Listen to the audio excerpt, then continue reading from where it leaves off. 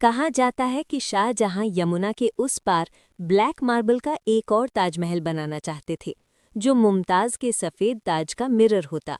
बाद में उनके बेटे औरंगज़ेब ने उन्हें कैद कर दिया, इसलिए ये सपना अधूरा रह गया। बहुत लोग कहते हैं कि ताजमहल बनाने के बाद मजदूरों के हाथ काट दिए गए ताकि वैसा ताज दोबारा न बने। ऐतिहासिक सबूत इस बात को सपोर्ट नहीं करते, पर यह कहानी सदियों से लोगों में चली आ रही है।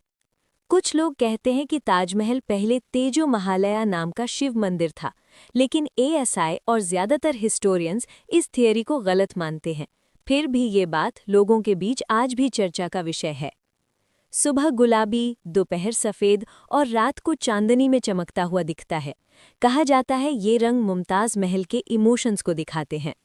शाहजहां ने अपनी ज़िंदगी के आखिरी 8 साल आगरा फोर्ट में कैद रहकर गुजारे। उनकी झरोखे से रोज़ ताजमहल दिखाई देता था, जिसे देखकर वो मुमताज़ को याद करते थे। जो कब्र तुम देखते हो वो नकली यानी सिंबॉलिक है।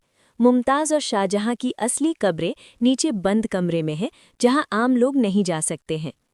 ताजमहल का हर हिस्सा पूरी तरह संतुलित और समरूप है, बाग, दरवाजे, गुंबद और मीनारे।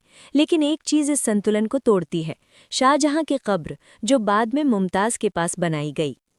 कहा जाता है कि ये असंतुलन प्रेम में आए शून्य और विरह का प्रतीक है। ताजमहल की चारों मीनारें पूरी तरह सीधी नहीं है, उन्हें हल्का सा बाहर की ओर झुकाकर बनाया गया है, ताकि भूकंप आने पर वे मुख्य मकबरे से दूर गिरे। ये उस समय के अद्भुत इंजीनियरिंग को दर्शाता है। ताजमहल की सजावट में कई देशों से रत्न मंगवाए गए थे।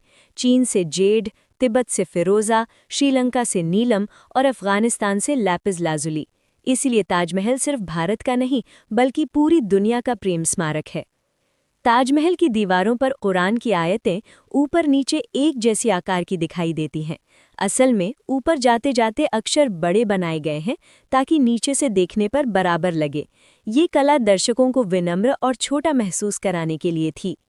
मुख्य गुंबद के अंदर हल्की सी आवाज़ भी दूर तक साफ सुनाई देती है।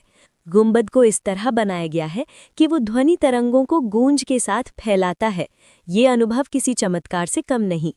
द्वितीय विश्व युद्ध और भारत-पाक युद्धों के समय ताजमहल को बांस और कपड़े से ढक दिया गया था, ताकि दुश्मन के विमानों को ये दिखाई न दे। ये कदम ताजमहल को संभावित हमलों से बचाने के लिए उठाया गया था।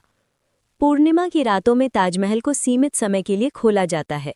चांदनी में नहाया ताजमहल कई लोगों को जीवंत और आध्यात्मिक प्रतीत होता है, मानो संगमरमर में प्रेम चमक रहा हो।